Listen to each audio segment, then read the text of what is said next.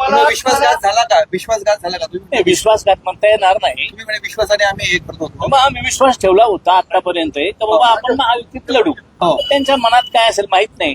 कदाचित त्यांना आम्ही असलो नसलो तरी काही फरक पडणार नसेल म्हणून त्यांनी तो निर्णय घेतला असेल.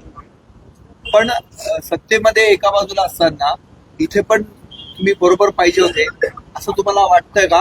आणि राज्यामध्ये सत्ता पाहिजे होती त्यावेळेस तुम्ही पाहिजे होते, महापालिकांमध्ये आणि तुमची गरज आम्हाला नाही. राज्यात तर आपण आहोतच, आम्ही एकत्र आहोतच.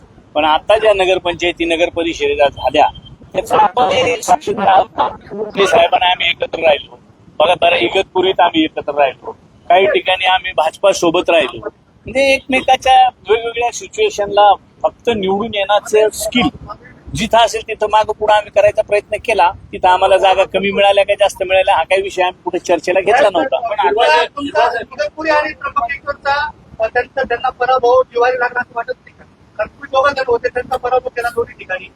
आता जास्त जिवारी लागण्याची चर्चा आहे. असं काही म्हणता येणार नाही, कारण ती शेवटी खेळीमेळीची कार्यकर्त्यांची निवडणूक आहे. बऱ्याच ठिकाणी असं होत असतं का कार्यकर्ते सामावून घ्यावेत म्हणूनही कदाचित त्यांनी नसेल घेतला आम्हाला.